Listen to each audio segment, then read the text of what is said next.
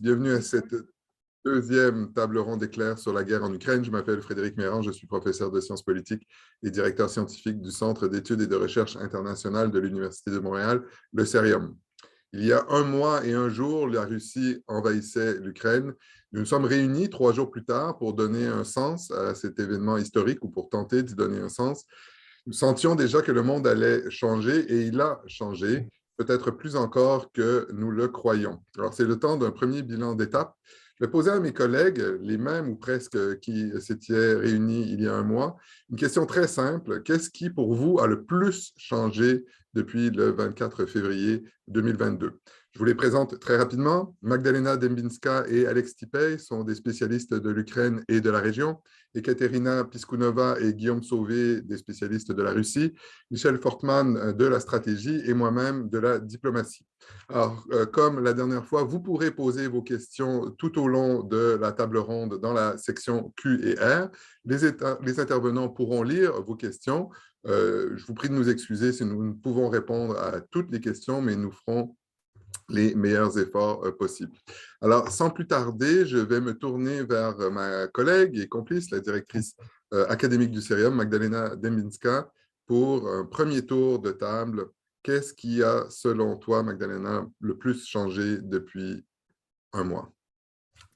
Merci Frédéric. Une chose, d'accord. Lorsqu'on s'est parlé le 25 février dernier, on ne s'attendait pas à ce que la guerre dure aussi longtemps.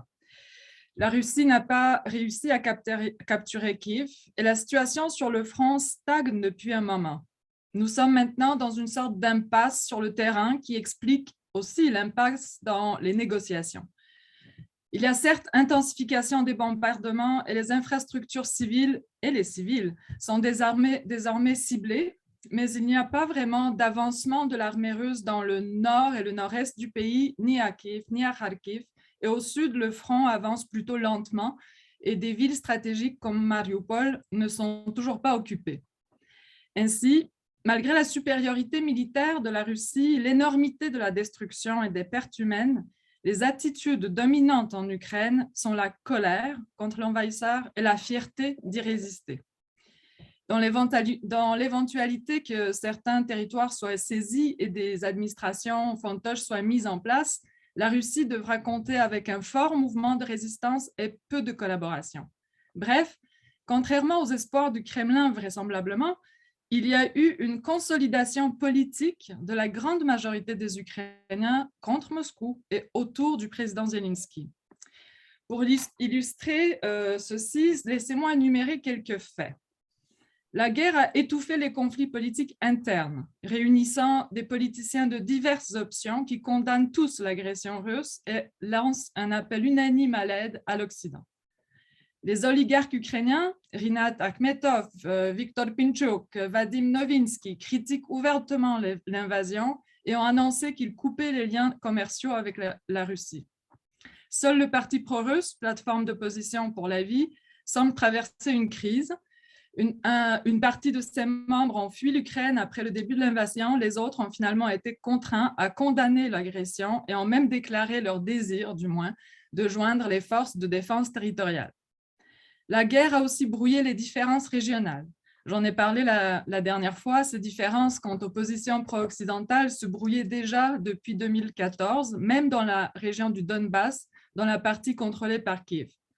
Maintenant, les politiciens de l'Est de l'Ukraine, russophones et jusqu'à maintenant favorables aux liens étroits avec la Russie, par exemple le maire de Kharkiv, Ihor Terekov, on parle aujourd'hui en termes d'ennemis mortels qui bombardent leurs villes, les centrales électriques, les aqueducs.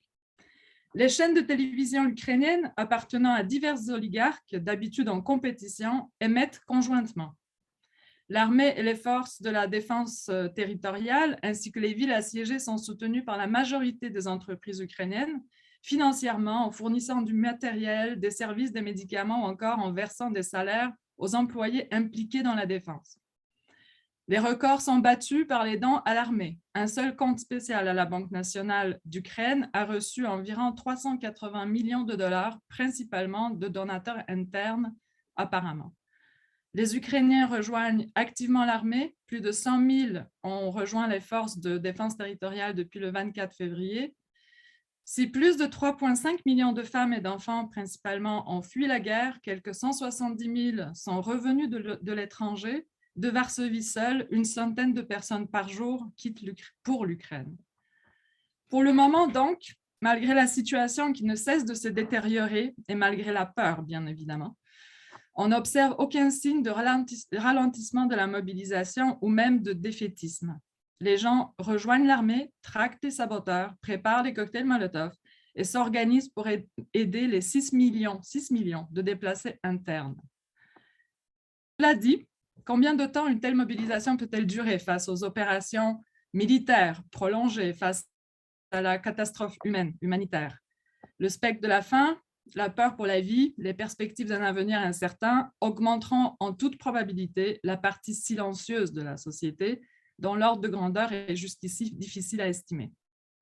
Cette partie silencieuse de la société, bien que choquée par l'agression de la Russie, ne résiste pas ouvertement. Elle est terrifiée, fatiguée de la guerre, plus disposée donc à faire des concessions, mais elle reste pour le moment marginale ou marginalisée.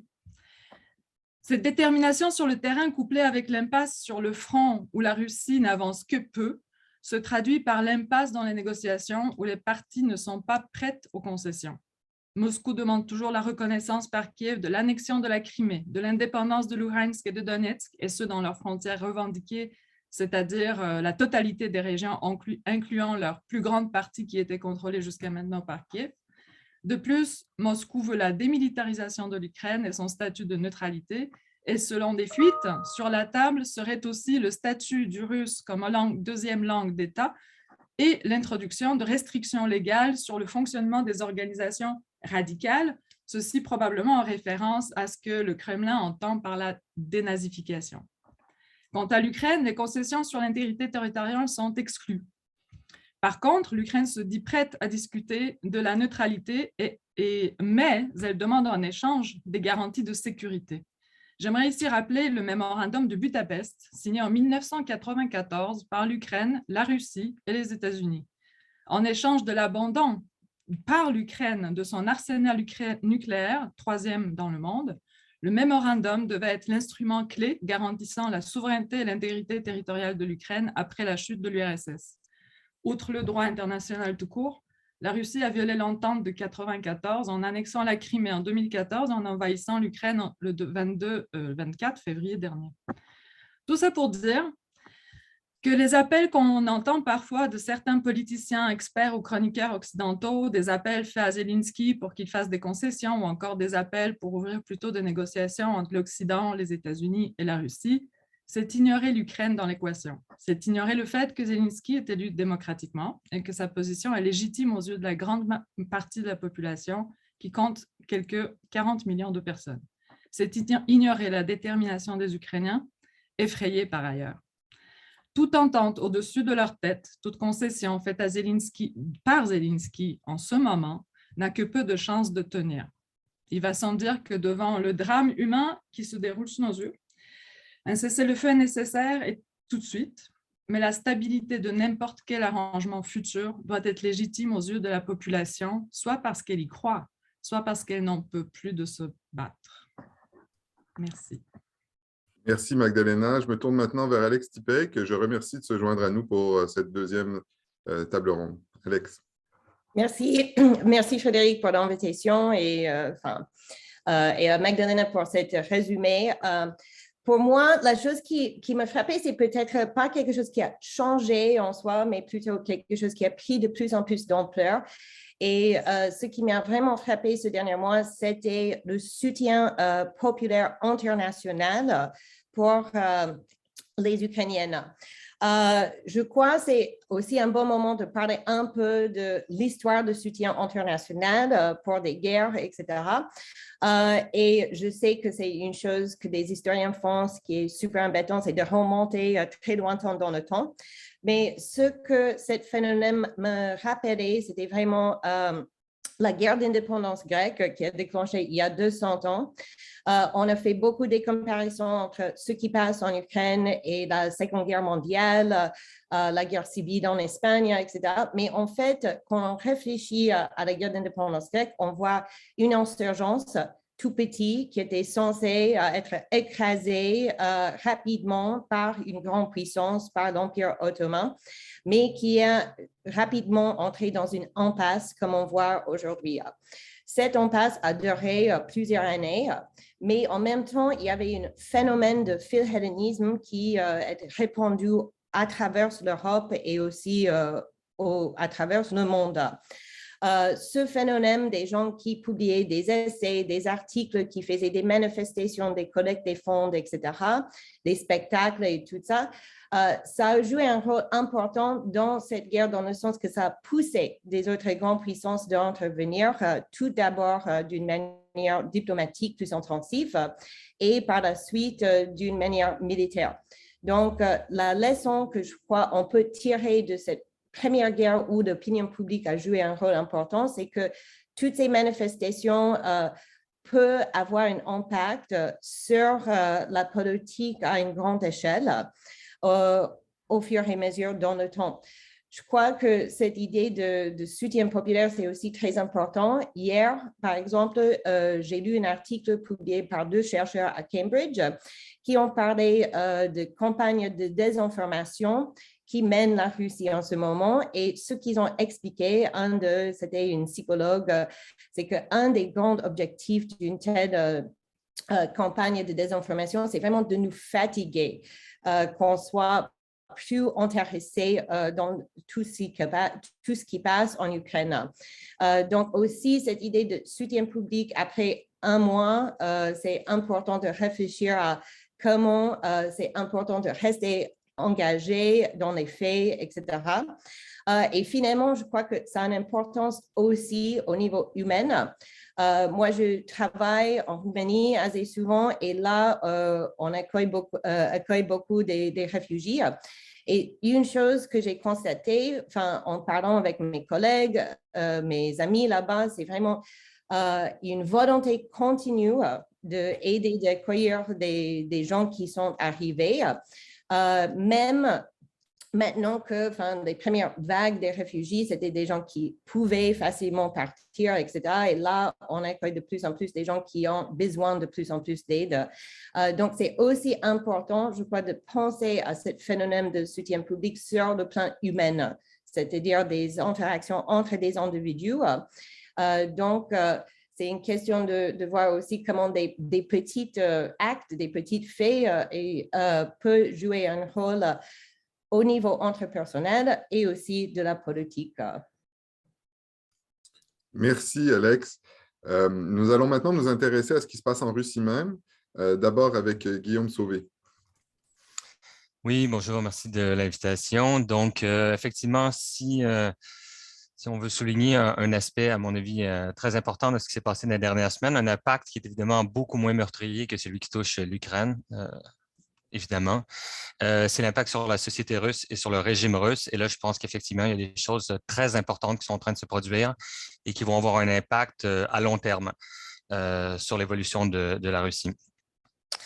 Ce qui s'est passé, en fait, dans les dernières semaines, c'est un virage très important dans, disons, l'organisation du régime politique russe et dans son rapport avec la société.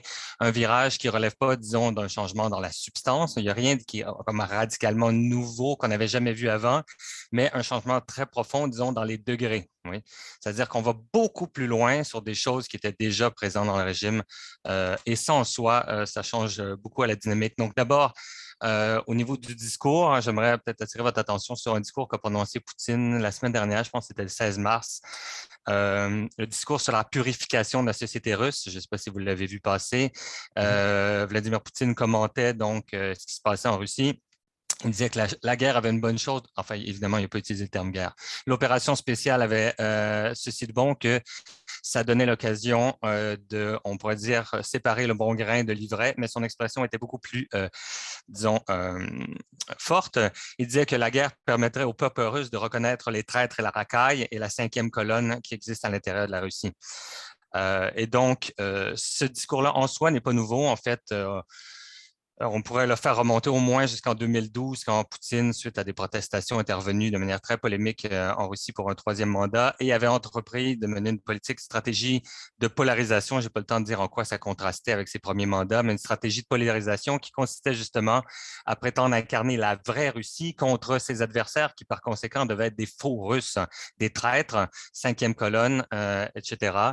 Ça s'était accompagné aussi en actes par une série de lois qui se sont d'ailleurs accentuées par la suite, dont la loi sur les agents de l'étranger. Et donc, bon, ensuite, il y a eu graduellement la pression a augmenté. On a vu ça aussi au moment de l'annexion de la Crimée, quand les gens en Russie qui s'étaient opposés à l'annexion de la Crimée se sont aussi fait accuser d'être non seulement des adversaires politiques, mais des traîtres à la patrie, donc des gens qui n'auraient pas le droit de s'exprimer. Et là, le nouveau degré, si vous voulez, le nouveau palier qu'on vient de dépasser, ça va être justement avec ce qu'on pourrait appeler les lois sur la censure de guerre qui ont été adoptées le 7 mars dernier et qui prévoient des peines d'emprisonnement extrêmement importantes pour diffusion de fausses informations ou pour jeter du discrédit sur les forces armées de Russie.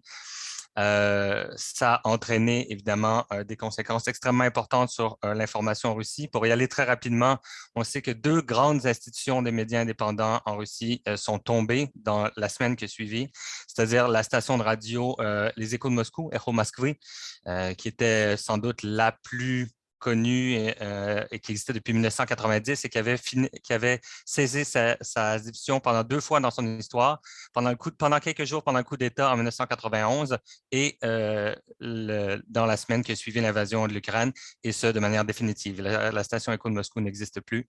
Et de même, la station de télévision indépendante Dost a aussi cessé ses activités. Et à ça, il faut évidemment ajouter l'interdiction de Facebook, Twitter, Instagram. Et donc, il ne reste maintenant que des réseaux sociaux locaux, c'est-à-dire Vkontakte et Telegram et Odnoklassniki, etc. Donc, à ça, on peut ajouter aussi que cette transformation se traduit aussi dans l'organisation du régime russe qui, traditionnellement, essayait et contrairement à une idée qu'on se fait souvent, reposait sur une espèce de jeu de balancier entre différentes élites, des élites rattachées aux forces de sécurité et des élites considérées comme des technocrates libéraux. Cet équilibre avait déjà été rompu depuis 2012. Mais là, récemment, on voit que carrément, je veux dire, cet équilibre, je pense qu'il n'existe plus. En fait, on assiste à vraiment une montée en force extrêmement importante. Ils étaient déjà dominants, mais là, ils sont carrément tout puissants des élites liées aux forces de sécurité, tandis que certaines des figures les plus connues de l'élite des technocrates libéraux proches de Poutine, dont la directrice de la Banque centrale, qui a essayé de donner sa démission, ça n'y a pas été accordé, ou plus récemment, Anatoly Chubais, pour ceux qui connaissent la Russie des années 90, figure très connue, responsable de la privatisation et qui vient juste de quitter la Russie et qui était un conseiller de Poutine. Donc là, on assiste encore à une modification interne du régime de Poutine, ce qui laisse penser que dans les années qui viennent, et peu importe les conséquences de la guerre, ou plutôt la manière dont elle va tourner, les forces de sécurité risquent d'être encore plus dominantes que jamais sur la scène politique russe. J'avais aussi l'intention de parler des impacts sur la société russe, mais je ne sais pas combien de temps il me reste, sinon je vais laisser ça pour les questions. Frédéric? Il t'aurait resté 30 secondes, mais nous ferons un autre tour et donc tu pourras aborder cette question-là à ce moment-là. Je propose de passer la parole tout de suite à Ekaterina, qui, je pense, voudra revenir sur le président Poutine, qui a été l'objet aussi de beaucoup de commentaires. Katia. Bonjour, merci Frédéric, merci collègues. De mon bord, effectivement, j'ai voulu parler de la présidence russe. Il n'y a pas grand-chose qui a changé. Donc, on a parlé il y a un mois de la posture de Poutine qui en a étonné plusieurs. On parlait de son irrationalité, de peut-être de sa maladie mentale. Et j'ai dit il y a un mois que, en fait, il faut vraiment saisir la posture de la présidence russe si importante dans la structure institutionnelle. Je pense que c'est Frédéric qui a dit la phrase que j'ai reprise depuis « Il écrit l'histoire ».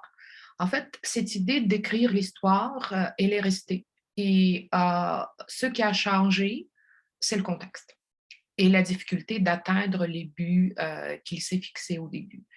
Mais j'aimerais insister sur ce fait d'écrire de cette écriture de l'histoire par Vladimir Poutine, parce que l'attaque qu'il est en train de faire et la brutalité qu'on voit, c'est moins la brutalité anti-ukrainienne, même si ce sont les Ukrainiens qui subissent tous les frais. C'est davantage la posture anti-OTAN, anti-occidentale. Donc, l'Ukraine est un terrain de bataille qui est beaucoup plus large que juste le contrôle de son territoire. Un petit élément à ajouter probablement à la personnalité de Poutine pour vraiment comprendre ce caractère et essayer de calculer là-dessus. Il faut aussi se souvenir que c'est un gars de rue qui a grandi dans un quartier pas nécessairement très sécuritaire de Leningrad, d'ailleurs, qui est devenu Saint-Pétersbourg, qui s'est fait bousculer, comme c'est souvent le cas, par des gars plus âgés. Et au lieu d'aller porter plainte à la police ou à ses parents, ce qui n'est pas du tout l'habitude de la mentalité russe, elle a commencé à faire des cours de judo, ce qui continue par ailleurs aujourd'hui. Donc, cette attitude guerrière, on va dire, cette attitude d'utiliser la force, je pense qu'il l'a beaucoup préservé et il s'est aiguisé en fait pendant sa formation dans les services secrets. Donc, c'est le profil qu'il a, cette posture de défendre la sécurité et la souveraineté du pays, comment elle le comprend, comment elle le construit, ça lui appartient et on voit comment elle le construit en fait. Mais ça, c'est un élément très important à comprendre. Là, le contexte a changé, les objectifs politiques sont beaucoup plus difficiles à atteindre. Est-ce que ça signifie qu'il va reculer? Au contraire, ça signifie qu'il va insister encore plus. Donc, c'est vraiment illusoire, selon moi, de s'attendre à ce que Poutine commence à faire des concessions, pour le moins dans les conditions actuelles. Donc, un autre élément à apporter, en parlant du contexte changé, je suis d'accord avec ce que dit Guillaume par rapport à l'attitude de la société russe, mais l'élément à comprendre, oui, il y a de l'immigration en ce moment-ci. On parle probablement de 200 000 qui sont partis. On parle de vraiment on va dire, de la frustration de peu de libéraux qui restaient en Russie et leur rejet total de ce qui se passe. Ceci étant dit, bizarrement, en tout cas pour moi, bizarrement, il n'y a pas de condamnation majeure de l'opération militaire, de la guerre en Ukraine. Oui, la société, on peut parler de la polarisation de la société, mais quand même, il y a une grande partie, et ça m'étonne quand même, il y a une grande partie qui se range derrière le Kremlin pour dire oui, c'est brutal, mais en même temps, c'est comme la brutalité nécessaire pour préserver la sécurité, pour avoir finalement un avenir radieux. On reconnaît le discours presque quasi soviétique dans ça. Alors, pour l'instant, on n'a pas beaucoup de choix quand on évalue la situation actuelle. Est-ce qu'on va miser sur la défaite militaire de Poutine? Je vous rappelle qu'il s'agit quand même de la plus grande puissance conventionnelle européenne du pays qui dispose des armes de destruction massive. Donc, à quel point on peut miser là-dessus? Je ne le ferai pas. Ou sur la situation où on a vraiment besoin d'un cessez-le-feu immédiat et de longues et difficiles négociations à venir, et entièrement d'accord avec Magdalena, où l'Ukraine aura le dernier mot à dire. Mais ça va être dur. Merci, Katia. Michel Fortman. Et merci, Frédéric. Je vais limiter mes remarques aux aspects purement militaires. Là, je vais mettre un peu ma casquette d'historien militaire amateur et d'ancien militaire français aussi, d'ailleurs. Donc, de ce point de vue-là, la chose qui est la plus importante à souligner, et ce qui a surpris évidemment tous les stratèges de salon, c'est la résistance ukrainienne, la résistance de l'armée ukrainienne. J'avais écouté plusieurs spécialistes français qui s'exprimaient sur la question. Ils voyaient effectivement la guerre se régler, comme l'espérait d'ailleurs, je pense, le président russe, en quelques jours. Et en fait, effectivement, comme on l'a vu, ça ne s'est pas passé comme ça. Et disons, les avancées, les progrès russes ont été très lents. marquée par des échecs, beaucoup de pertes. Je signale que les chiffres qu'on avance sont quand même assez élevés en ce qui concerne les pertes humaines. Là, on parle quand même de dizaines de milliers à la fois blessés et morts. Donc, les choses ne sont pas du tout allées comme le voulait le Kremlin sur le terrain.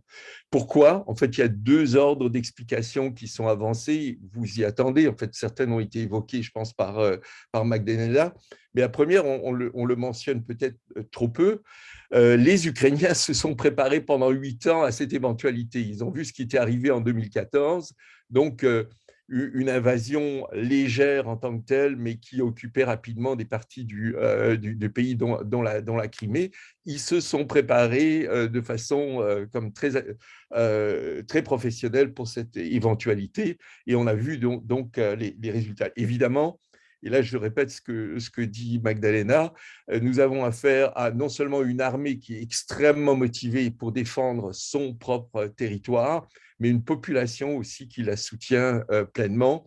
Vous avez sans doute entendu mentionner le fait que, alors que la taille de l'armée, en gros, donc c'est une vingtaine de brigades, donc environ 100 000 hommes, je simplifie évidemment, et maintenant peut faire appel à un pool, une réserve de 100 000 personnes qui sont présentées comme volontaires.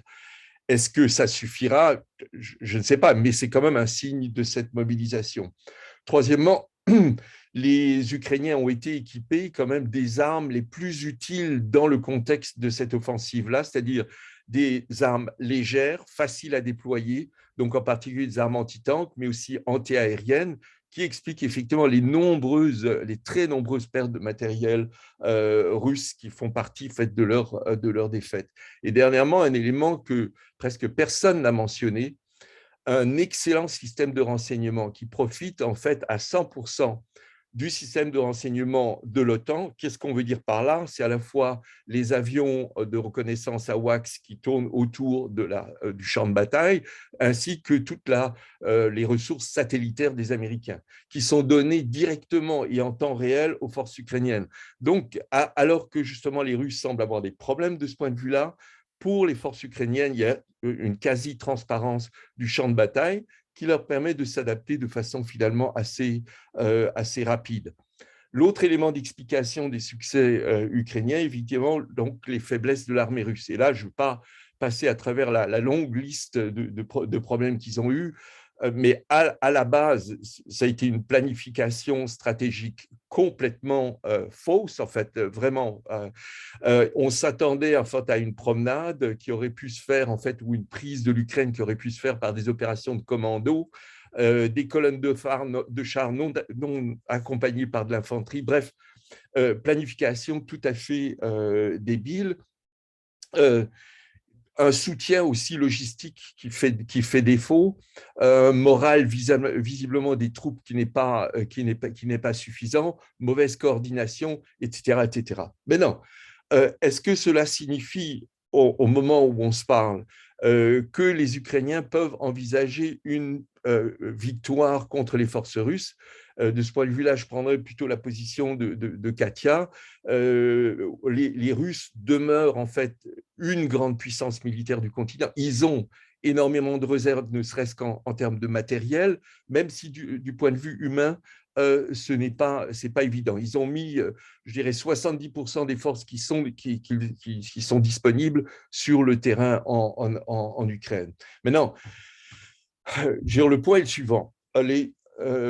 Les succès ukrainiens sur le terrain ne sont pas décisifs et ils demeurent en fait vulnérables. Il ne faut pas oublier que les Russes occupent actuellement 49 000 km² du territoire ukrainien, ce qui est à peu près l'équivalent de la Belgique ou du Danemark. Donc, et il y a peu de chances que les Ukrainiens, très très peu de chances, militairement, que les Ukrainiens soient capables de le reprendre. Donc, à quel genre de scénario fait-on face? Je voudrais juste terminer là-dessus.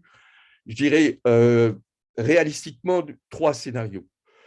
Premier scénario qui est favorable aux Russes, une rupture du front, qui serait due éventuellement à une opération d'enveloppement du genre guerre éclair, qui viendrait du nord et du sud, dans la direction de Kherson vers le nord et région de Kharkiv vers le sud, et qui envelopperait toute la portion des forces ukrainiennes qui est en train de garder la frontière du Donbass, la frontière administrative du Donbass.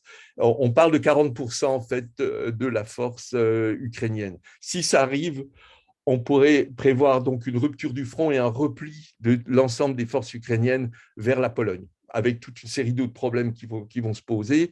Mais donc, ce serait une victoire russe qui pourrait se faire. Est-ce que les Russes ont la capacité de le faire en ce moment? Je ne suis pas sûr. Deuxième hypothèse, une guerre d'usure avec grignotement progressif de la part des Russes. Donc, à ce moment-là, il faut envisager un horizon de plusieurs semaines, sinon de mois. Donc, ce serait une guerre, je dirais, un peu à la Première Guerre mondiale, peut-être, mais avec des grignotements et des progrès sensibles de chaque côté. À mon avis, c'est l'hypothèse la plus probable pour les semaines à venir, en tout cas. Troisièmement, l'hypothèse ou le scénario de l'escalade, qui, à mon avis, ne serait pas volontaire. Les Russes ne vont pas volontairement escalader les choses. Je ne pense pas que c'est dans les cartes. Les explications seraient nombreuses. Cependant, une escalade involontaire du fait d'un accident qui opposerait force de l'OTAN et force russe est possible. Je m'explique. Au-dessus de la Baltique et au-dessus de la Crimée, vous avez des vols constants de reconnaissance qui ont lieu. Est-ce qu'une batterie de missiles russes, par exemple, fatiguée par une surveillance de 24 heures, pourrait envoyer un missile par erreur et donc intercepter et détruire un avion AWACS, par exemple, de l'OTAN? C'est tout à fait possible. À ce moment-là, la gestion de la crise va reposer sur les canaux de communication entre les forces militaires de l'OTAN et américaines et celles de la Russie. Or, et je termine là-dessus, ce qui m'a frappé les derniers jours, c'est que les nouvelles à ce sujet sont assez inquiétantes. Les canaux de communication, à la fois au niveau politique, au niveau stratégique et au niveau tactique, sont fermés. C'est-à-dire qu'il n'y a pas de communication entre les officiers de l'OTAN et le ministère de la Défense donc russe. Et ça me fait très peur. Voilà. Merci, Michel. Je vais me permettre d'ajouter mon propre grain de sel et au risque de contredire mes propres instructions, je vais souligner deux choses qui, de mon point de vue, se sont produites depuis un mois, mais en moins de 6 minutes, je l'espère. La première, pour moi, c'est la disparition, ou en tout cas la mise en discrétion du discours sur la responsabilité de l'OTAN parmi les observateurs universitaires ou occidentaux. Je fais partie de ceux et celles qui trouvaient que l'OTAN s'était élargie peut-être un peu trop rapidement ou sans avoir suffisamment d'égards pour les préoccupations russes. Nous étions nombreux dans cette situation-là. C'est une chose de dire que cet élargissement a contrarié la Russie, ce qui est vrai. C'en est une autre de dire qu'elle justifie l'invasion d'un pays voisin.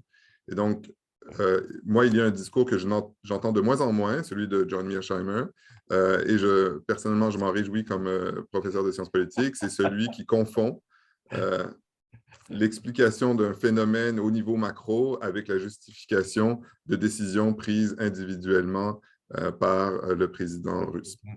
Ça mène à un paradoxe. Premier paradoxe, c'est que la Russie, qui voulait repousser l'OTAN le plus loin possible, dont c'était le grief historique, en fait, aura réussi à produire exactement l'inverse. Ça n'aide pas nécessairement l'Ukraine pour l'instant, mais le flanc oriental de l'OTAN est là pour rester et il sera beaucoup mieux protégé qu'il ne l'aurait été autrement avec une présence américaine en Europe qu'on aurait pu imaginer désuète et qui va se pérenniser grâce ou à cause de l'invasion de la Russie en Ukraine. Le deuxième point, c'est celui sur les sanctions.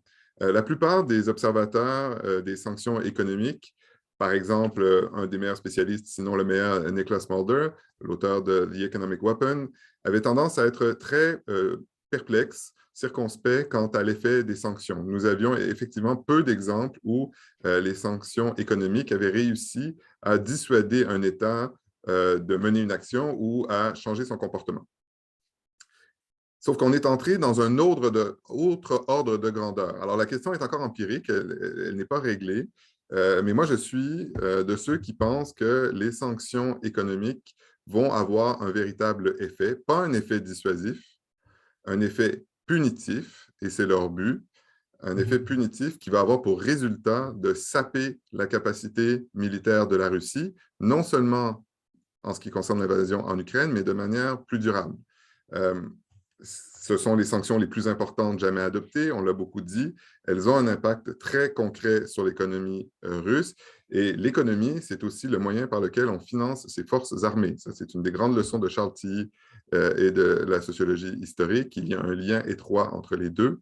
Et donc ça, il faut le garder à l'esprit. Il y a beaucoup de discussions, et c'est tout à fait légitime, sur est-ce qu'il faut toucher la population locale? Est-ce qu'il ne faudrait pas viser seulement les oligarques en espérant qu'ils isolent le président russe? La vérité, c'est que même la population russe sera la victime collatérale d'une politique qui vise effectivement à affaiblir économiquement la Russie parce que c'est le seul moyen d'affaiblir militairement la Russie. Ça mène donc à un deuxième paradoxe qui est celui, si on touche à l'énergie, de la puissance économique de la Russie au cours des prochaines années. Essentiellement, le modèle de la Russie était fondé sur l'énergie, l'exportation de gaz et de pétrole. On sait la difficulté qu'ont les Européens à s'affranchir de leur dépendance au gaz et au pétrole russe à court terme.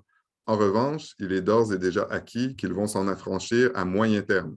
Et donc, les marchés d'exportation de la Russie, même en prenant en considération la place que la Chine pourrait prendre dans ces marchés, vont se réduire. Et donc, ce modèle économique sur lequel Vladimir Poutine a fondé les 20 dernières années de son règne, celui d'une puissance énergétique, va probablement ressortir très sérieusement endommagé à moyen terme. Je ne sais pas si à court terme, ce sera suffisant pour miner l'effort militaire en Russie, mais à mon avis, ça demeure quand même une véritable possibilité. Alors, c'était mes 2 points en 6 minutes. Ce que nous allons faire maintenant, c'est un autre tour de parole, encore plus court, d'1 minute, en suivant le même ordre. Et je vous invite, parce que, chers collègues, il y a déjà quand même beaucoup de questions dans le Q&R, donc je vous invite, tout en prenant 1 minute de parole, à consulter ces questions. Et ensuite, on fera un autre tour où je vous inviterai à répondre à une de ces questions. Mais pour l'instant, peut-être voulez-vous ajouter quelque chose que vous n'avez pas eu le temps de dire ou réagir aux propos de certains panélistes. Magdalena. Oui, ben, je pense que c'est ça. On pourrait dire que c'est même inquiétant, mais je suis d'accord avec absolument tout ce qui a été dit par mes collègues. Donc, exactement, Katia, n'est-ce pas? Mais vraiment, donc, je ne vais pas réagir sur le vif pour répondre à mes collègues. La seule chose que j'aimerais peut-être souligner, c'est la question des réfugiés. Qui est préoccupante, la crise humanitaire qui se déroule dans les pays limitrophes. Et bien entendu, à l'interne, on n'en parle peut-être pas souvent, j'ai mentionné rapidement, mais il y a plus de 6 millions de personnes déplacées à l'interne. Donc, au-delà, on parle toujours de ces 3,5 millions qui sont sortis du pays. Il y a plus de 6 millions encore qui sont... donc, je vais juste souligner ça. Puis sur les questions de réfugiés, on peut en parler après. Merci. Merci, Alex. Je crois que la seule chose que j'ai à rajouter, c'est vraiment, je voulais juste faire un lien qu'on a parlé des choses différentes, mais en même temps, cette question de engagement, individu populaire, etc., qu'on voit aussi des réactions en Russie avec des lois qui cherchent à interdire l'information, etc. On voit aussi cette question de soutien pour la guerre aussi. Et donc, c'est une question aussi de garder en tête toujours que bien que des individus restent des individus, c'est important quand même de voir le lien entre ce qui se passe à une grande échelle et ce qui se passe dans nos...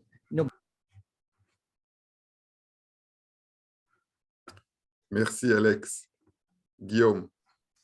Oui, alors en 1 minute et en m'accordant cavalièrement à moi-même le 30 secondes que j'avais en crédit de ma précédente intervention, je vais aborder la La question des soutiens, le soutien de la population en Russie, à mon avis, qui a déjà été abordé par Ekaterina.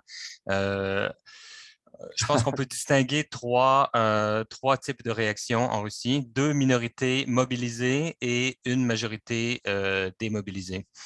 Alors, première minorité mobilisée, c'est la minorité anti-poutinienne qui existait bien avant l'invasion de la Crimée.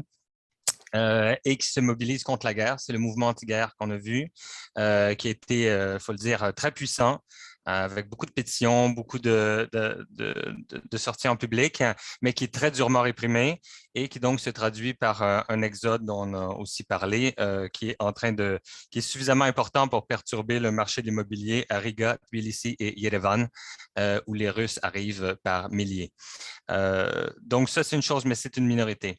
Une autre minorité, c'est celle des soutiens, comment dire, sincères et inconditionnel à la guerre en Ukraine. Selon un sondage indépendant, ça serait environ 20% de la population en Russie et non pas les 70% des sondages qu'on a vus, dont la question était plus vague et c'était plus comme soutenez-vous la politique du gouvernement. Et ça va plutôt toucher la troisième catégorie dont je veux parler. Mais donc, il y aura un 20% et ça, on le voit, ça existe aussi. C'est donc une minorité qui se revendique avec ce nouveau symbole, le Z, qui est donc le symbole de cette mobilisation et qui soutient activement, surtout venant des milieux plutôt conservateurs, nationalistes en Russie. Et finalement, ce qui nous reste, c'est la majorité.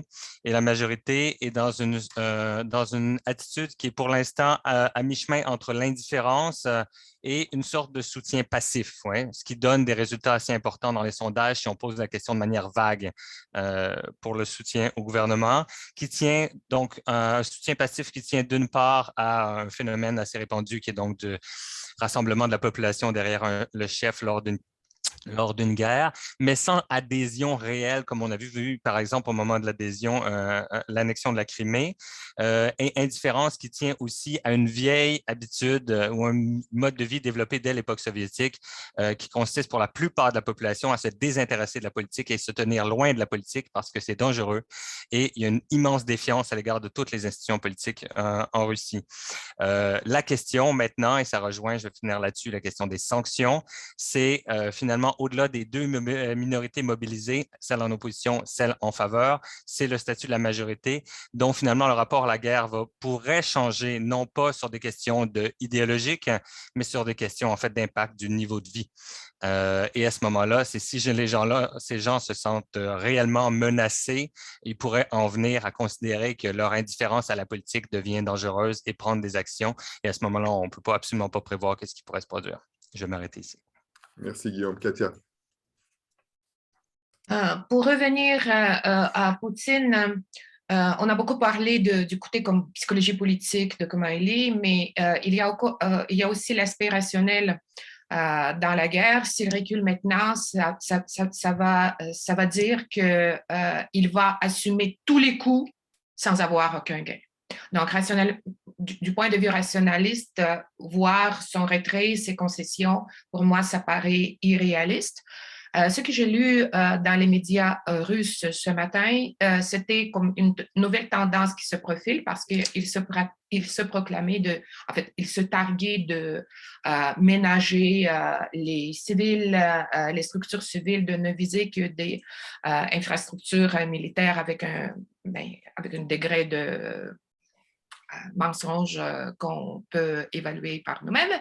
Mais là, c'est ouvert, donc on peut parler, on va changer de tactique ou peut-être de stratégie même en passant vers l'assaut des villes qui résistent. Je pense que c'est Mariupol surtout qui est au centre. Odessa sera fort probablement la prochaine. Et pour revenir un peu à ce que disait Michel, la rupture du front peut-être, mais je pense qu'on peut penser aussi à l'utilisation plus massif des bâtiments de guerre, des attaques de la mer par des missiles de la mer, surtout en parlant d'Odessa, pour créer la bande entre la Moldavie, le Moldova, Mariupol, vers Odessa, pour créer une bande en fait, pour couper l'Ukraine de l'accès à la mer Noire, carrément. Merci Katia. Michel. J'ai une question qui m'a été posée. Pourquoi est-ce que dans mes scénarios, je n'ai pas prévu une victoire des forces ukrainiennes? La réponse est relativement simple, c'est-à-dire que ces forces n'ont pas les moyens actuellement, en particulier au niveau aérien, mais aussi blindés, par exemple, artillerie, etc. Donc, ce que j'appellerais les forces militaires lourdes pour effectivement opérer une percée dans les lignes russes. En particulier, juste pour donner cet exemple-là, les Russes déploient une force aérienne d'environ 500 avions d'attaque bombardiers. Les Ukrainiennes n'en disposent que d'une cinquantaine. En termes de sorties par jour, en tant que tel, c'est vraiment complètement déséquilibré. Il manque de chars, d'artillerie, etc. Donc, de ce point de vue-là, je pense que ce serait un peu rêver en couleur d'imaginer, au moins dans l'avenir bref, de voir en fait, les voir attaquer de front les forces russes. Alors, l'autre chose, c'est que je pense qu'il y a un élément que je n'ai pas traité dans mon analyse, c'est qu'est-ce que doit faire l'OTAN. Je pense qu'il est très clair que l'OTAN doit continuer de soutenir à 100% les forces ukrainiennes, mais en tentant le plus possible d'éviter des gestes qui pourraient éventuellement escalader dans un conflit OTAN, donc Russie directe. Ce qui va être délicat, surtout si les forces russes commencent à s'approcher de la frontière polonaise. Merci, Michel. J'ai vu dans le Q&R qu'il y avait plusieurs questions sur l'impact des sanctions, donc j'y reviendrai dans notre prochain tour de parole lorsque nous répondrons à vos questions. Mais pour l'instant, je voudrais simplement élaborer en 30 secondes un point que j'ai évoqué tout à l'heure sur la dimension énergétique, parce que pour moi, c'est une autre chose qui a changé. On a dit, bon, d'abord, un rappel qui est quand même important, le gaz et le pétrole, 30% du PIB de la Russie, 50% ou presque des recettes de l'État russe. Donc, le moyen vraiment de saper la capacité de la Russie, c'est l'énergie. On disait depuis le début que jamais l'Europe n'accepterait de bouger sur les sanctions énergétiques. J'en suis de moins en moins persuadé. Ce ne sera évidemment pas du jour au lendemain, ce ne sera pas de manière brutale, mais on voit l'Allemagne en ce moment qui est en train d'encourager les entreprises à ne pas renouveler les contrats. Et donc, c'est une autre chose qui va se faire. Et je pense que ça aura des conséquences, encore une fois, à court, mais certainement à moyen et à long terme. Je m'arrête là-dessus. Je pense que vous avez maintenant, chers collègues, eu l'occasion d'au moins choisir une question ou un thème auquel vous aimeriez répondre. Et je propose qu'on y passe immédiatement en suivant toujours le même ordre. Magdalena, à quelle question veux-tu d'abord répondre? Oui, il y a plusieurs. Il y en a une qui me rappelle que la dernière fois, j'avais mentionné la possibilité de la poursuite de l'invasion de l'armée russe vers la Transnistrie, etc. Pourquoi ce n'est plus sur l'agenda? Non, ce n'est pas parce que ce n'est plus sur l'agenda éventuellement, mais comme on avait dit, présentement, le front stagne. Enfin, présentement, on ne s'attend pas à ce que la Russie étende son invasion ailleurs. Pour le moment, elle a peut-être de la difficulté même à avancer le front en Ukraine. Donc, ce n'est pas pour demain que la Moldova sera attaquée. Cela étant dit, et je reviens ici à ce que Katia disait, je pense qu'un des scénarios possibles de tout ceci, c'est qu'à long terme, oui, M. Poutine pourrait déclarer succès géopolitique s'il occupe le sud-est de l'Ukraine et donc ce qu'on appelle les territoires plus ou moins de la Novorossia qui, eux, effectivement, rejoignent non seulement Donbass, Crimée, Odessa, mais aussi jusqu'à Transnistrie, etc., et qui coupe l'Ukraine totalement de l'accès à la mer Noire, ce qui pourrait être stratégiquement un grand gain, même si peut-être ce n'était pas l'objectif premier du Kremlin. Deuxième question, je vais soulever, c'est cette question, une des premières dans notre Q&R. Est-ce que, puisque Kiev est en train d'émettre des restrictions sur l'information qui circule, sur l'opposition, etc., est-ce qu'on peut encore parler d'un État démocratique? On est en guerre, donc c'est extrêmement difficile de parler de démocratie et ce n'est pas maintenant qu'on va évaluer le régime démocratique ou pas. Avant la guerre, l'Ukraine, on pourrait qualifier différemment son régime, mais il n'était peut-être pas parfaitement démocratique, mais oui, il y avait une société civile réelle, il y avait des débats publics, il y avait une compétition politique, etc. Donc, on peut bien entendu parler de la qualité de cette démocratie, mais ce n'était pas un régime autoritaire, pas du tout.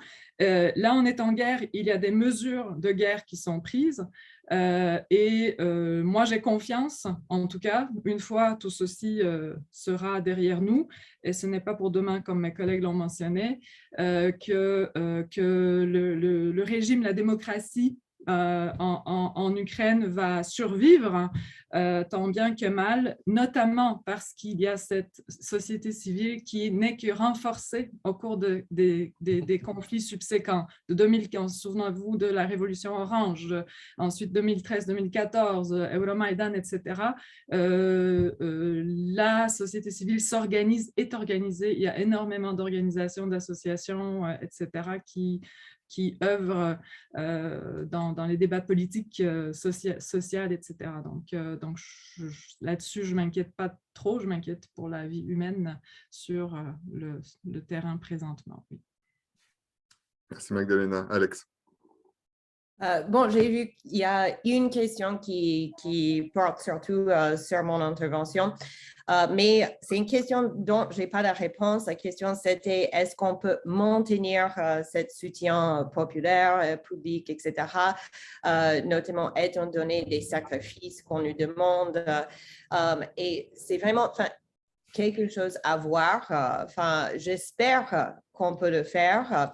Et comme mon exemple qu'il y a 2 siècles avec la guerre d'indépendance grecque, c'est vraiment un soutien qui a existé pendant des années et c'est tout à fait possible, c'est-à-dire, mais en même temps, on n'aura pas de réponse dans les jours qui viennent, ça c'est sûr. Donc, ça peut résumer ta discipline, l'histoire. On n'aura pas la réponse dans les jours qui viennent. C'est vrai, je ne suis pas futuriste, je suis historienne, donc voilà. Guillaume. Oui, j'ai choisi parmi les questions qui ont été posées, il y en a une sur la qualité des informations dont Poutine aurait bénéficié pour planifier son opération. À quel point il y aurait eu des mauvaises informations, et je pense qu'effectivement, ça fait partie de l'explication. Tout comme Ekaterina, je pense qu'il n'est pas très utile de présumer de la folie ou de la maladie mentale de Poutine. On peut tout à fait considérer qu'il est rationnel et que si ça ne se passe pas comme prévu, c'est qu'il agit de manière en tout cas rationnelle, mais à partir d'informations qui étaient peut-être erronées. Et donc, en particulier, le mode d'opération de l'invasion qui a été décrit par Michel Fortman, une opération qui devait être une opération éclair avec des forces limitées en allant directement à Kiev, laisse penser que d'abord, Poutine s'attendait à une chute rapide du régime et potentiellement une fuite des dirigeants, selon un modèle qui était peut-être inspiré par le spectacle de l'Afghanistan. Il y aurait beaucoup à dire sur la manière dont, en fait, Poutine a pensé anticiper ce qui allait se passer en Ukraine en fonction de ce qui s'est passé en Afghanistan, qui, dans sa tête, c'était la même chose. C'était un régime soutenu par les Américains, puis qui allait tomber du jour au lendemain, et que Zelensky allait partir dans un hélicoptère avec des mallettes pleines d'argent, puis en laissant l'Ukraine derrière lui. Ce n'est évidemment pas du tout ce qui s'est produit, mais là, clairement, il y avait une mauvaise attente de son côté.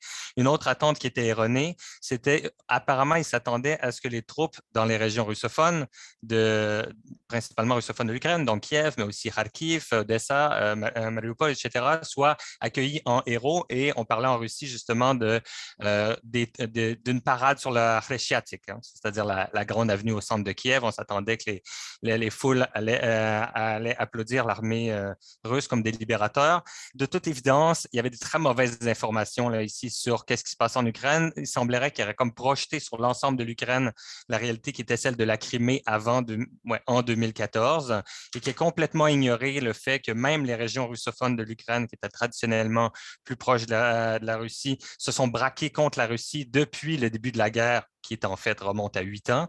Et donc, il semblerait que les informations aient complètement zappé tout cet aspect de la transformation de l'Ukraine des 8 dernières années.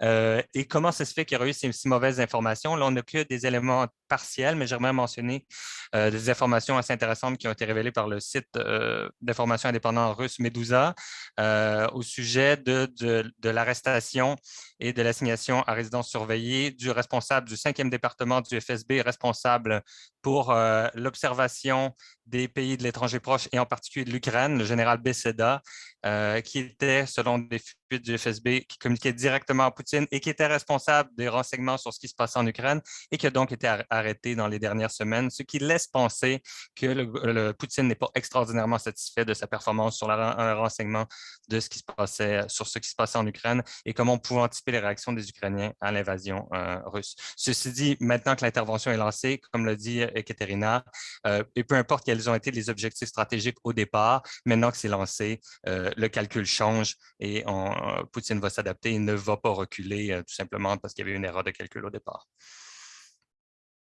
Je m'arrête ici. Katia. Pour ajouter aux spéculations sur la qualité de l'information, ça fait 2 semaines qu'on ne voit pas Sergueï Shoigu, le ministre de la Défense, ce qui est assez symptomatique. En fait, hier, il y a eu un démenti en disant qu'il est trop occupé par ce qui se passe pour parler aux médias. Ceci étant dit, je suis pas entièrement d'accord avec ce que dit Guillaume par rapport à la mauvaise information qui a été reçue par la présidence. Ça se peut fort bien, en fait, mais encore une fois, prévoir une guerre éclair en Ukraine, qui est un pays de 40 millions d'habitants, qui est un pays qui, depuis 8 ans, investit massivement en défense avec l'aide de l'Occident, je ne pense pas que quelqu'un qui a été formé par les services secrets et qui a eu une présidence assez bien calculée, assez rationnelle, je ne pense pas qu'il soit dans cette illusion d'une guerre de 3 jours, de 5 jours en Ukraine. Je vous rappelle qu'en Géorgie, ça a pris 5 jours. Ils se sont arrêtés juste une centaine, 200 kilomètres après la frontière ossète. La Géorgie, c'est un petit pays, c'est un pays qui n'a pas été aussi renforcé que l'Ukraine. Je ferai peut-être un parallèle qui va certainement déplaire à certains. Je ferai un parallèle avec l'Irak. De 2003 et en fait la guerre américaine. Donc, un grand pays, un pays qui a quand même des ressources, beaucoup de ressources, ça prend du temps, ça prend des jours. Alors, parler d'un calcul absolument erroné, je ne pense pas. Ceci étant dit, ça se peut fort bien que pas toute l'information était de bonne qualité, comme c'est souvent le cas, surtout quand tu veux plaire au tsar. Pour les questions, il y avait une petite question que je trouve quand même intéressante. Où est Mikhail Gorbatchev? Est-ce qu'il a parlé, en fait, en ce moment-ci? Gorbatchev, qui a une excellente réputation en Occident, à qui on doit les propositions, à qui je dois personnellement les propositions d'abolition des armes nucléaires, les initiatives de 86-88. Non, il ne s'est pas prononcé. Je vous rappelle que Mikhail Gorbatchev est très âgé en ce moment aussi. Oui, il a été pendant un bout très critique par rapport au gouvernement de Poutine, mais dernièrement, avant de se retirer complètement de la vie publique, il a été plutôt en appui du Kremlin et très contre l'élargissement de l'Europe. Je peux faire encore un ou tu passes à? On va faire un autre tour, Katia, si tu veux bien. Donc, d'abord, Michel. Okay. Juste, j'ai pris une question touchant la Finlande et la Suède. Donc, est-ce que effectivement, on peut s'attendre à ce que ces 2 pays rejoignent l'OTAN? Je trouve très intéressant la dynamique dans cette région de l'Europe. Effectivement, il y a une prise de conscience, en particulier chez les Suédois. J'ai fait un petit article à ce sujet, une prise de conscience à partir de 2008-2014 comme quoi la guerre froide n'était pas terminée. Et alors qu'ils s'étaient quasiment démilitarisés dans les années 90, tout à coup, ils se sont dit, mais finalement, est-ce que nous aurions les moyens de résister ou de dissuader un ennemi dans la région? Et la réponse à Stockholm, ça a été non, effectivement, au stade où en sont en fait, le démantèlement de nos forces armées, on serait totalement incapable de le faire. Donc, depuis 2014, il y a eu un effort pour renforcer la défense suédoise. Et de ce point de vue-là, les Finlandais, qui sont beaucoup plus proches de la Russie, évidemment, ils partagent 1300 km de frontières avec leurs voisins russes, n'ont jamais complètement désarmé. Et donc là, on a une dynamique intéressante. Si on regarde les sondages qui ont été faits après l'attaque russe sur l'Ukraine le 24 février, on constate effectivement une augmentation historique. Les pays, en particulier baltes, ont très peu de profondeur en fait en termes de défense s'ils se font attaquer par la Russie. Et la collaboration des autres pays de la Baltique va donner une certaine profondeur à ce théâtre d'opération, je pense, qui est essentiel. C'est une des choses que devra planifier l'OTAN dans les années à venir. Merci, Michel. Pour ma part, j'aimerais revenir sur la question des sanctions. Il y a plusieurs questions dans le Q&R sur l'impact des sanctions. Pour certains, elles sont improductives. Pour d'autres, elles sont contre-productives ou inefficaces. Pour moi, les sanctions sont par définition tragiques.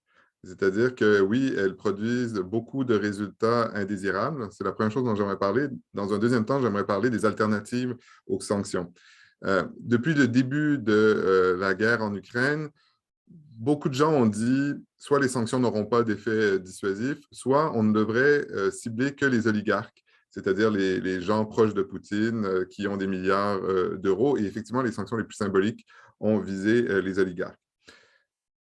C'est très bien, mais justement, ce sont ces types de sanctions que l'on juge généralement les moins efficaces. Pourquoi? Parce que les oligarques ont généralement les moyens de contourner ces sanctions et cet argument repose sur l'hypothèse que ces oligarques seraient en mesure d'exercer des pressions sur Vladimir Poutine. C'est la raison pour laquelle beaucoup de sanctions qui ont été adoptées sont des sanctions de nature générale, c'est-à-dire qu'effectivement, elles visent à détruire l'économie russe. Ce qui est, d'une part, plus tragique sur le plan humain et qui risque, ça a été évoqué dans certaines questions, évidemment, d'avoir un effet de retour, c'est-à-dire, peut-on imaginer que la Russie, se refermant sur elle-même, devienne, comme la Corée du Nord, la question a été posée, un État ermite, ou en tout cas une forteresse assiégée, et donc elle soit encore plus dangereuse parce qu'elle est effectivement toujours détentrice de l'arme nucléaire, et on peut imaginer une espèce d'État totalitaire avec une économie très, très faible, mais très dangereux. C'est effectivement une possibilité réelle, mais il n'y a pas vraiment beaucoup d'autres alternatives. La sanction intelligente qui ne viserait que les personnes qui ont les moyens visiblement d'influencer la décision finale, elle n'a pas encore été inventée. Il y a deux solutions. Soit on dit nous allons toucher des gens qui ont la possibilité d'influencer la décision, Poutine et les gens autour de lui, mais ça ne marche pas très bien. Soit on dit il y a un effet punitif, mais cet effet punitif va être généralisé. C'est comme du bombardement à grande échelle. Donc ça, c'est le côté tragique, il faut en être conscient. Quelles sont les alternatives? Il n'y en a pas 30 000 non plus. Si Vladimir Poutine avait décidé de récupérer une partie du Donbass et d'affirmer encore davantage son autorité sur la Crimée, on ne serait pas en train de se poser ces questions-là. Probablement que des sanctions ciblées, sans beaucoup d'effets, auraient été adoptées par les Occidentaux, qu'on aurait eu un scénario qui aurait davantage ressemblé à 2014. Mais ce n'est pas la décision qu'il a prise. Il a pris la décision de conquérir l'Ukraine au complet, quitte à n'en garder qu'une seule partie. Alors, à partir du moment où la Russie a décidé de conquérir l'Ukraine au complet, soit on ne fait rien, soit on intervient militairement, soit on adopte des sanctions. j'invite mes collègues à me proposer d'autres stratégies, mais essentiellement, ce sont les 3 ripostes possibles. Donc, je ne suis pas du tout convaincu pour ma part que les sanctions, en tout cas, je n'adopterai jamais des sanctions si j'étais dirigeant avec de gaieté de cœur. Elles ont des conséquences absolument tragiques sur des gens qui ne sont pas responsables de la situation. Il faut juste garder à l'esprit qu'aucune des alternatives ne me semble particulièrement plus attrayante entre céder l'Ukraine au complet à la Russie ou une intervention militaire directe entre les Occidentaux et la Russie. Donc, ce sera pour mon premier tour de réponse. Je pense qu'on va pouvoir continuer encore au moins un tour de réponse aux questions. Et puis, je propose qu'on suive le même rythme en commençant par Magdalena. Oui, merci. Donc, Frédéric, non, effectivement, il n'y a pas grand choix quant aux réponses de l'Occident à l'invasion russe. Et oui, les sanctions, on a encore de la place pour des sanctions plus sévères. Et je pense que c'est sur la table présentement en Europe. Et voilà, je pense que c'est la prochaine étape. Je vais répondre à une question. Enfin, il y a 2 personnes au moins qui ont posé la question sur le rôle de la Bélarus. Et c'est vrai qu'on n'en entend pas parler beaucoup dernièrement dans les médias. C'est tout à fait un hasard, mais j'ai lu aujourd'hui un article sur l'appui ou pas des Bélarusses pour la guerre, pour l'invasion de la Russie en Ukraine. Et si on peut croire les chiffres, bien entendu, on est dans un contexte de guerre et on est en plus dans un contexte ici en Bélarus, dans un contexte d'un régime autoritaire, mais des chiffres indépendants, des sondages montrent qu'il y a un très faible appui à la guerre en Ukraine parmi les Bélarusses. Et cela peut s'être, bien entendu, on n'a pas beaucoup de données, mais on peut observer, par exemple, ça c'est plutôt anecdotique, mais à la frontière polono-russe, il y a des Ukrainiens, des réfugiés ukrainiens qui ont dernièrement bloqué des centaines de camions commerciaux qui traversent la frontière entre la Pologne et la Biélorusse commercés. Et les Ukrainiens bloquent ces camions-là. Et il y avait aussi des Bélarusses qui faisaient partie de ce blocage. C'est anecdotique, on n'a pas l'ordre des chiffres, l'ordre d'ampleur de nos positions. On se rappellera que l'opposition en Bélarus est extrêmement... c'est un peu comme en Russie, elle est muselée. Et il faut se rappeler que la marge de manœuvre de Loukachenko est extrêmement petite. Et si il a toujours essayé de l'avirer, d'agir comme un équilibriste entre l'Europe et la Russie, en se présentant comme le médiateur. C'est pas pour rien qu'on parle des accords de Minsk, par exemple, c'est à Minsk. Au début de la guerre aussi, il essayait de se donner ce rôle de médiateur entre la Russie et l'Ukraine. Mais sa marge de manœuvre est de plus en plus petite depuis donc, les élections de 2020 où Loukachenko n'a pas été reconnu comme président légitime de la Biélorussie par l'Occident et où il y avait, vous vous souvenez, des manifestations, etc. Le rôle de la Biélorussie, selon moi, elle va faire ce que Moscou lui dictera. Je vais m'arrêter là pour laisser la place aux autres. Merci, Alex. Merci, Magdalena. Alex. Alors, j'ai noté une question et j'ai cherché à retrouver, et là, je n'ai pas, mais dans les codines, c'était une question par rapport des perspectives, des orientations vers l'Ouest et vers la Russie en Ukraine depuis des siècles. Donc, je voulais juste souligner 2-3 choses que j'avais notées quand j'ai donné un cours ouvert il y a une semaine par rapport à la construction de l'identité de la communauté nationale ukrainienne.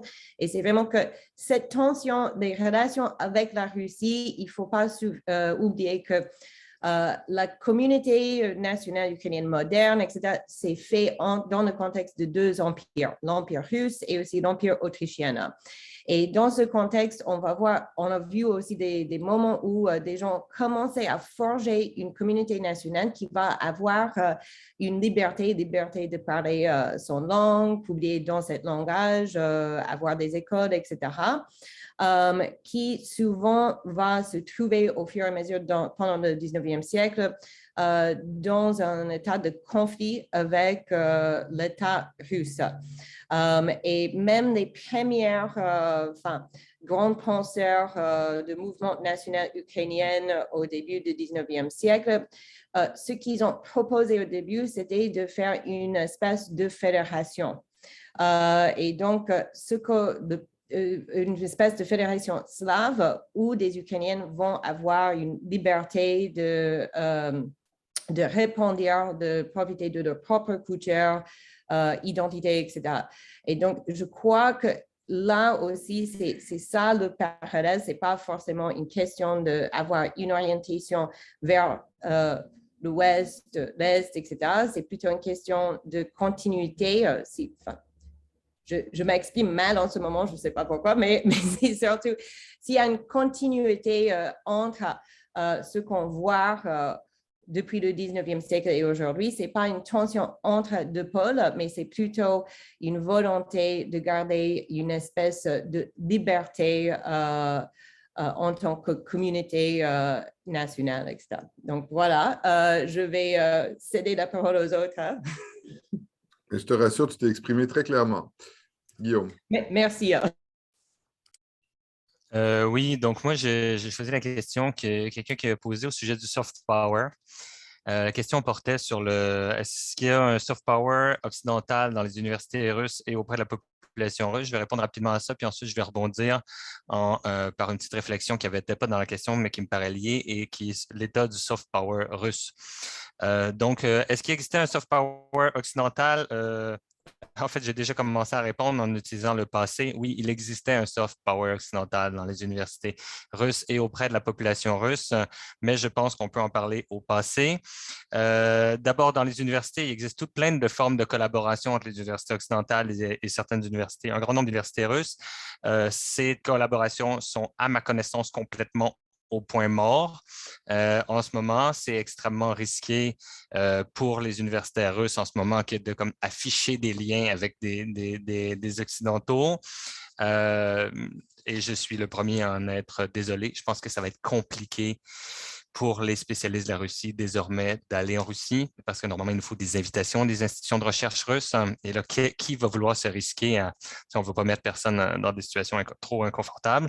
Donc, clairement, là, ça devient vraiment tendu pour les universités russes d'un côté. Par ailleurs, il y a eu tout un ensemble de pétitions que j'ai mentionnées contre la guerre en Russie, mais il y a aussi une pétition pour la guerre d'une série de recteurs d'universités russes qui a donné lieu ensuite à une vague de boycott dans les associations slaves américaines et canadiennes et probablement autres, qui étaient des appels à boycotter tout rapport avec les chercheurs et universités russes, ou en particulier des universités dont les recteurs avaient signé cette pétition. Je sais que ACES, donc l'Association américaine des slavistes, a finalement refusé de faire ce boycott. Au Canada, c'est encore en discussion. Et donc, ça pose un peu comme la question que Frédéric posait, celle de qui est-ce qu'on touche dans les sanctions? Est-ce qu'on touche juste le gouvernement ou est-ce qu'on touche aussi les Russes? Et cette question n'est pas résolue, mais vous voyez, elle se pose aussi dans le monde universitaire. Pour ce qui est de la population russe était exposée à toute forme de soft power au sens très large occidental et américain en particulier. On peut penser évidemment à, je sais pas, justement Facebook, Twitter, etc., mais aussi Hollywood, ouais, Netflix, etc. Or, tout ça, c'est mort en Russie maintenant. Facebook est fini, Twitter, c'est fini, Instagram vient d'être arrêté et Netflix a suspendu, Disney Plus a suspendu et est-ce qu'il paraît même les contrats de distribution de films. Les contrats qui étaient déjà signés sont en cours, mais il n'y en aura probablement pas d'autres qui sont signés. Donc, déjà en Russie, ils sont en train de compter les films qu'ils ne verront pas, les films américains qui étaient attendus et qui ne sortiront pas sur les écrans en Russie. Donc, si on parle de soft power américain, Hollywood est comme l'exemple paradigmatique. En voilà un autre qui est en train de tomber.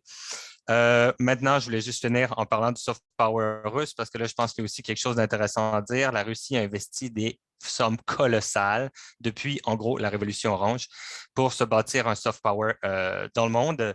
Et c'est assez surprenant. Ensuite, là, la discussion est encore ouverte sur est-ce que c'est un mauvais calcul ou est-ce que ça faisait partie du calcul, mais assez impressionnant comment la Russie est en train de perdre tout ça en raison de l'intervention en Ukraine, parce que RT, par exemple, Russia Today, a été interdit dans un grand nombre de pays, y compris au Canada. Ou pour prendre un autre exemple, l'influence par la religion en Ukraine, puisque comme vous le savez, un grand nombre de paroisses ukrainiennes relevaient du patriarcat de Moscou, malgré la déclaration d'indépendance autocéphalie de l'indépendance de l'Ukraine. Et là, étant donné les positions du patriarcat de Moscou qui sont en ce moment calquées, à moins qu'il y ait une modification très récente sur les positions du Kremlin, on imagine difficilement comment ce patriarcat pourrait, dans l'avenir, et en imaginant la fin d'un conflit, une société post-conflit, comment il pourrait préserver une influence réelle sur les paroisses ukrainiennes. Donc, voilà. Donc, la Russie est en train, de part et d'autre, il y a effectivement un isolement, puisque chacun est en train de perdre son soft power chez l'autre. Voilà. Merci. Katia. J'aimerais revenir sur les livraisons d'armes. Il y a eu quelques questions par rapport à ça. J'ai une position peut-être différente de la position de mes collègues. Je ne pense pas que les livraisons d'armes allègent la situation de l'Ukraine en ce moment. Au contraire, j'ai peur que continuer de livrer les armes à l'Ukraine, il y a une position qui dit ça donne du leverage, ça donne du levier à la table de négociation qui est tout à fait défendable. Ceci étant dit, je pense qu'on en a déjà parlé, les gens qui travaillent sur la résolution du conflit, sur les règlements de conflit savent qu'il y a la situation qu'on appelle le critical stalemate, en fait l'impasse des capacités. Quand les capacités sont plus ou moins égalisées ou quand on essaie d'égaliser les capacités, c'est très difficile d'avoir la négociation, parce que la négociation, ça signifie des compromis.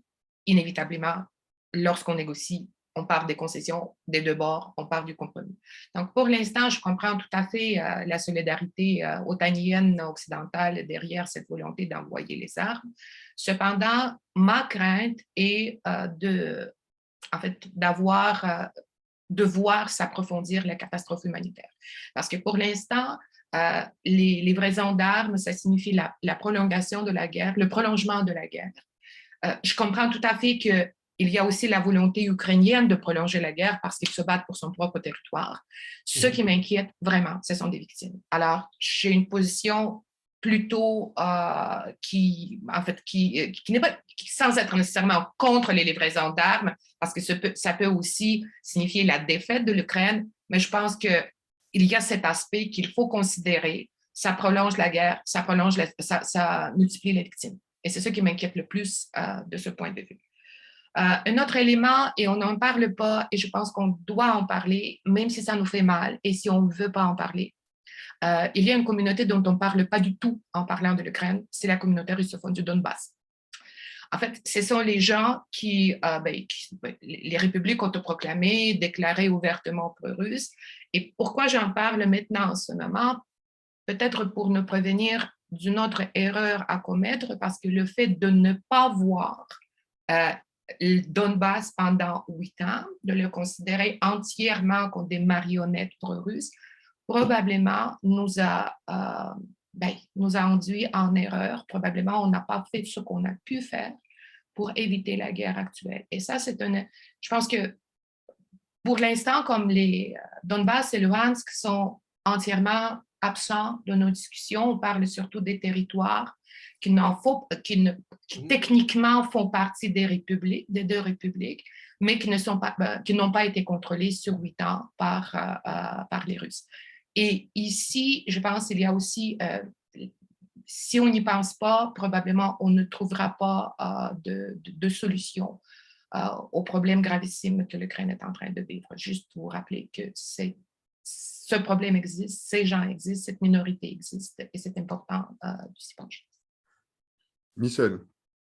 J'aimerais juste poursuivre un point que mentionne Katia, et je pense qu'elle a parfaitement raison, parce que dans l'esprit de beaucoup de gens qui sont spectateurs de cette guerre, ils voient essentiellement les images qu'ils voient, c'est celles de la catastrophe humanitaire, des destructions, des réfugiés, etc.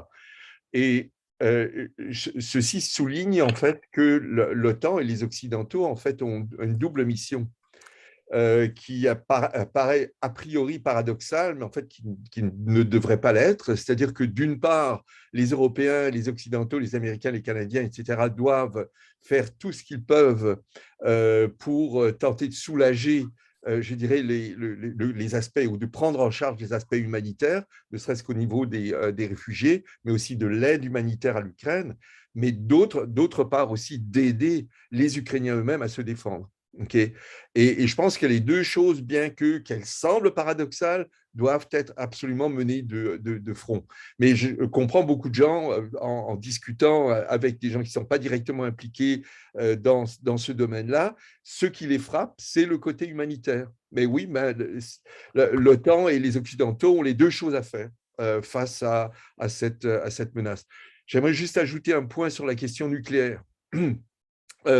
La menace nucléaire semble s'être pour l'instant estompée, c'est-à-dire les gesticulations de Vladimir Poutine au début de la crise n'ont pas été véritablement répétées.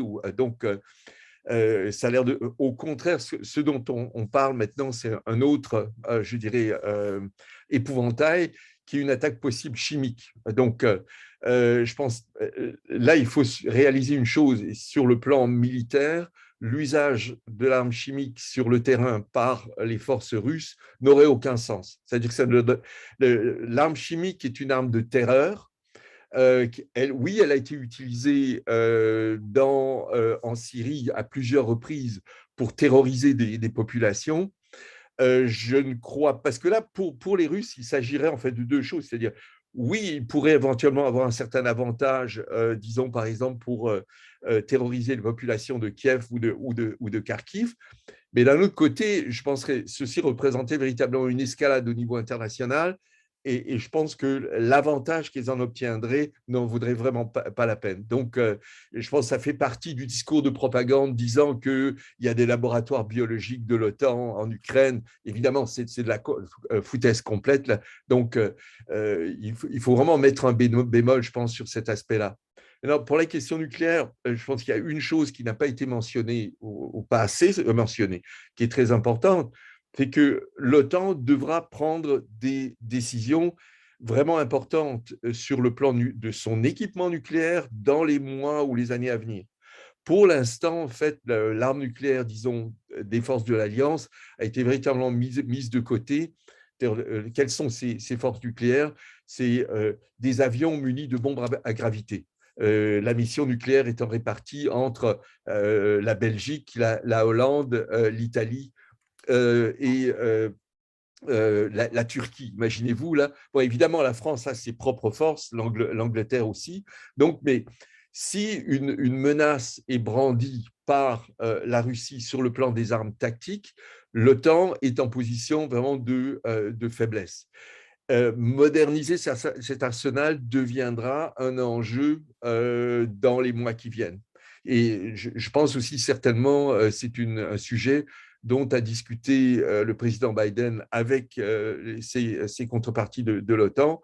Qu'est-ce qu'on fait au cas où? C'est une probabilité très, très faible que l'arme nucléaire soit réellement brandie au niveau tactique par les Russes, mais qu'est-ce qu'on ferait? Et il y aura des réponses qui devront être apportées à ces questions dans les mois à venir. Merci, Michel. Après ma propre intervention, il nous restera 3 minutes. Donc, ça veut dire moins de 30 secondes par personne pour le mot de la fin. Moi, je voudrais revenir sur la question de la diplomatie qui a été posée par plusieurs personnes. Il est évident que la sortie de crise devra passer par la diplomatie. C'est toujours le cas à la fin des guerres. Il faut aussi bien saisir le dialogue de sourds en ce moment. Zelensky, d'un côté, est prêt à reconsidérer la demande d'adhésion de son pays à l'OTAN. C'est une concession considérable. De son côté, en échange, Poutine est prêt à cesser de demander la dénazification de l'Ukraine. Donc, entre une demande qui est complètement absurde et une concession qui est réelle, c'est là où le temps de la négociation ne semble pas être arrivé. Pourquoi?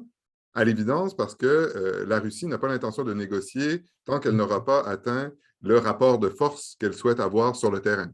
Et donc, en ce moment, ce qu'on voit, c'est plutôt la Russie qui continue parce qu'elle n'est pas prête à négocier sur le plan réel. Mais il est sûr que la négociation devra arriver.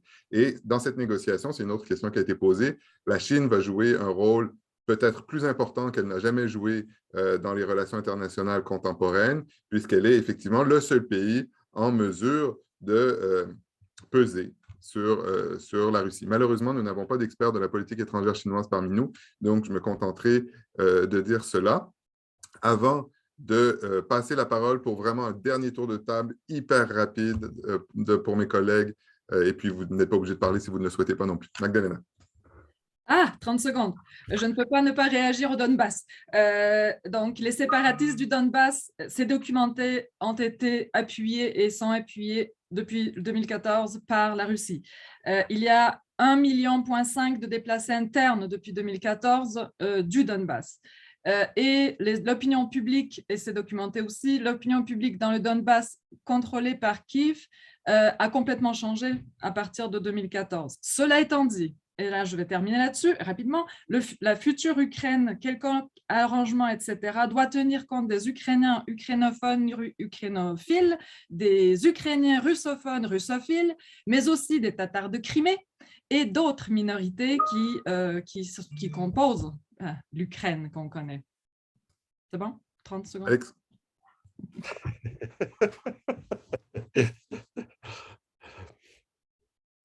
Alex. Je vais juste dire, et je me répète aujourd'hui, mais ce que dans mes discussions, surtout avec mes étudiants, etc., que je tente à souligner et qu'on a vu dans plusieurs des interventions, c'est vraiment ce rapport entre ce qui se fait, soit que ce soit des sanctions qui vont avoir des impacts sur des gens ordinaires ou des choses que des gens ordinaires font aussi. C'est un moment de rappeler notre place dans un monde qui est fortement interdit en ce moment, comme toujours, et de vraiment penser aux événements d'un sens personnel. Guillaume. Oui, en fait, moi, je pense qu'il n'y a rien de ce que je voudrais dire qui tient en moins de 30 secondes. Donc, en fait, je vais faire du crédit pour ceux qui ont des choses à dire. Je vais remercier tout le monde pour leurs questions, puis je vais passer mon tour pour ces quelques secondes. Merci. Katia.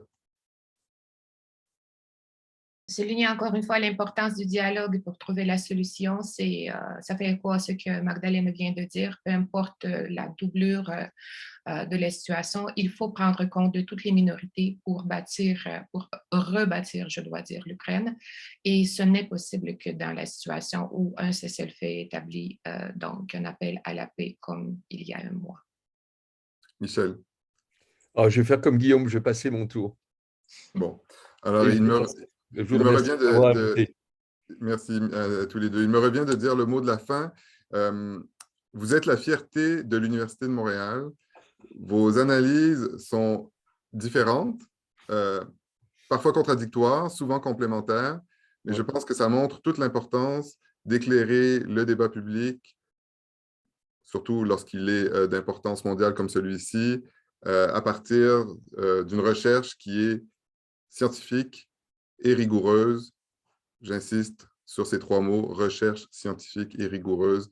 Merci à tous les 6. Merci au CERIUM, au Réseau québécois d'études post-soviétiques et au département de sciences politiques.